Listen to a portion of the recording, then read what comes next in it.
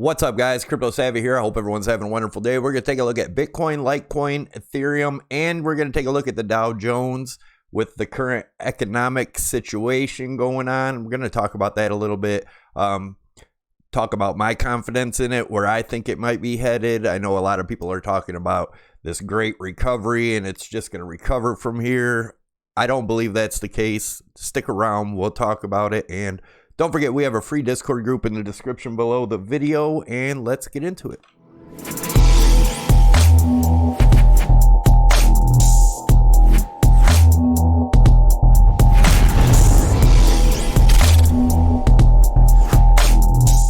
All right, guys, as always, I want to remind you this is not financial advice, trading advice, or investment advice. This is my opinion and my view only, not yours. So definitely read the disclaimer scrolling on the bottom and let's get into the video.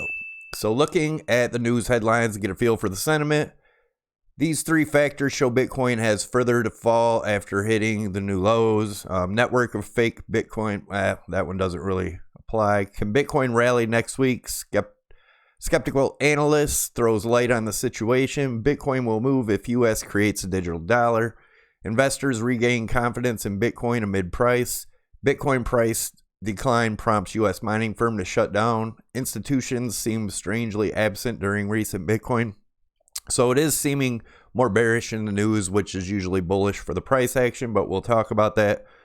Fear and greed index, we're on, and this is going to be a quick video, guys. I'm going to try to make it as quick as possible. I know it's Sunday. People are, it's Sunday.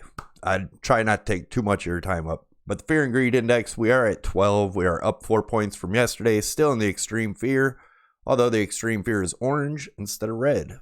Let's look at Bitcoin.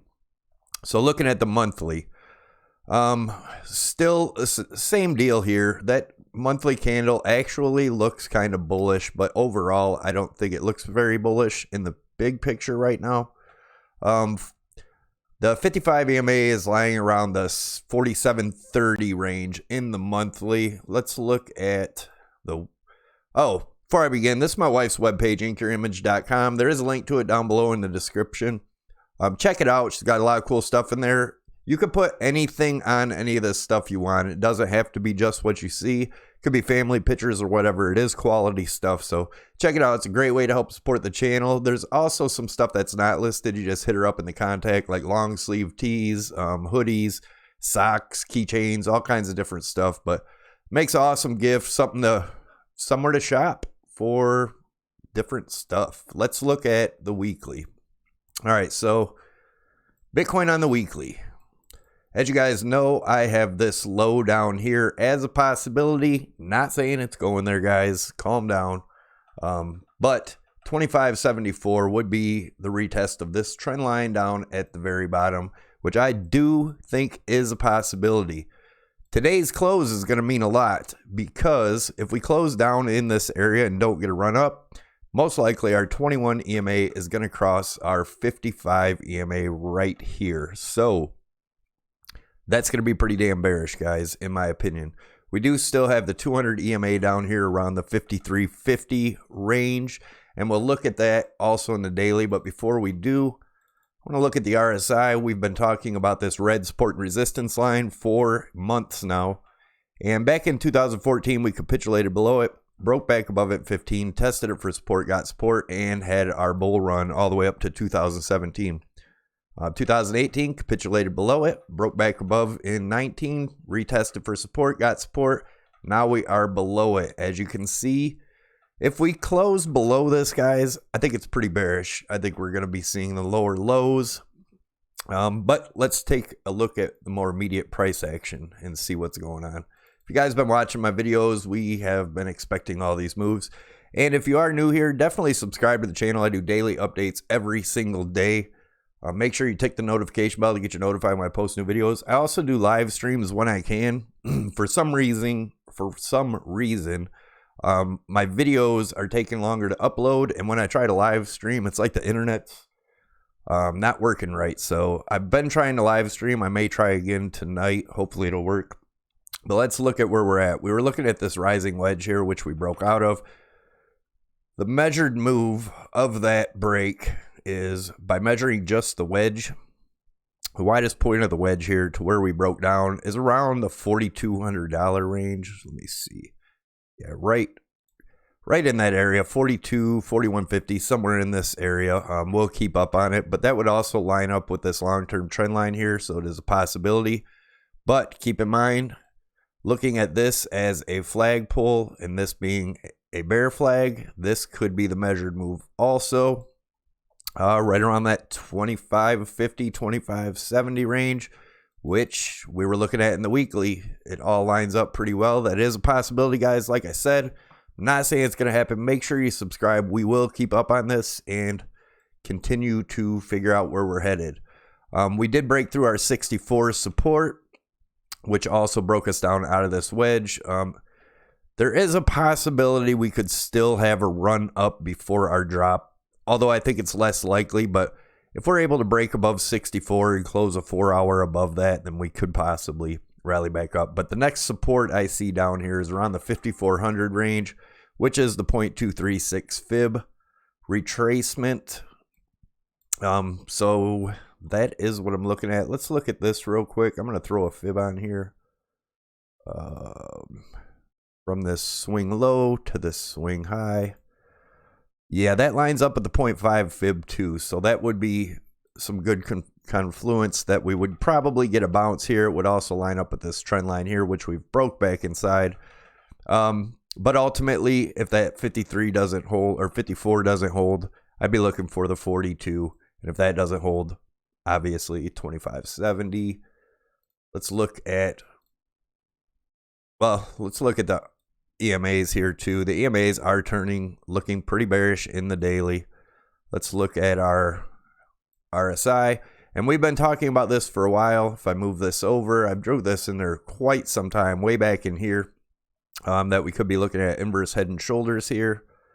So it is starting to look like it's playing out. This shoulder could go even lower, could turn here.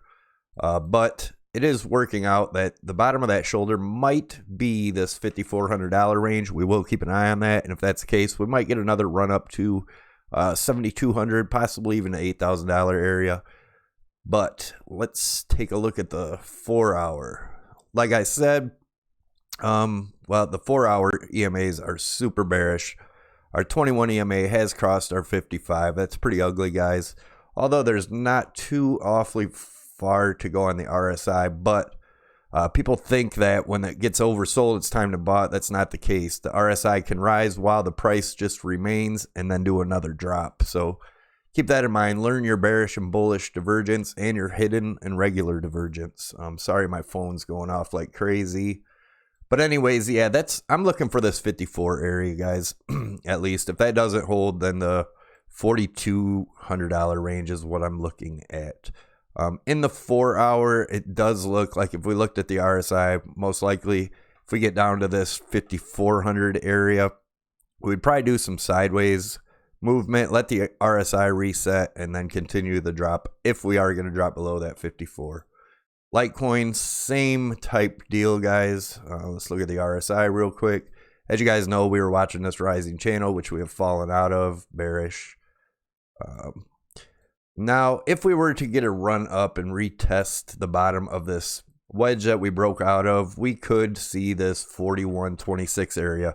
But first off, we would have to break above the $39 range and close a 4-hour above it. If that happens, we could be looking at 41, but I still see us continuing down from here. And let's take a look at the measured move of this wedge.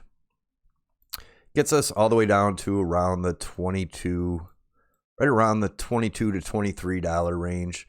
These targets aren't exact, guys. They just give us an idea. Bitcoin's been pretty boring here, so I do believe there is most likely a move coming. If we look at let's zoom in a little bit so you look at the volume. Look at the volume here. It is declined to almost nothing. There is a huge move coming, in my opinion. And like I said, I am bearish. Although we've seen Bitcoin do weirder things. If we break back above this, if we do break above the 41, 43, we could be looking at least the $47 range, possibly 54. But guys, I just don't see it, but I could be wrong. Looking at this as a flag pull, This being a giant bear flag, that would get us down to 1433. But again, until we break this low here, which is around 3660, if we break that low, then I'd be looking for the 2939, which is retesting this old trend line right here, the orange one. I would expect a bounce there, but if we do break below there, I believe we could be coming down to the 2286, which if we look over at Bitcoin would match up with the 25 actually, and that would be like a huge stop hunt from the people that are long and have their stops under here. And like I said, not guaranteed, but that would make sense to me. Same thing in Litecoin, the 29 or even 14 would be a huge stop point. It would get the stops that are below here for anyone that long there. Let's look at Ethereum and look at our measured moves there. So Ethereum, same thing. EMA's looking bearish. We are getting resistance from all the EMAs here, the 8 EMA especially. Let's look at the RSI. Same thing we've been watching, guys. Don't forget to hit the like button and leave your comments down below. That just dawned to me. I almost forgot to say. Oh, and if you're interested in trading, I will leave a Bybit tutorial up top. Definitely check it out. I do use Bybit and PrimeXBT. PrimeXBT, and they all have, if you use my links down below, you can get some free Bitcoin by signing up using my link. So check it out. Just don't be crazy. Don't put in more than you're willing to lose. And trading's not for everybody, but how do you know unless you try? I hate when people tell people not to trade when there's successful traders out there. But anyways, yeah, we broke out of this rising channel, which was bearish. If we can break back above these EMAs here, which I don't see happening, we could come up, retest this one more time, but it looks like we already had a retest of this wedge here. So yeah, I'm bearish. Like I said, let's take a measured move from this wedge at the widest point to where we broke down.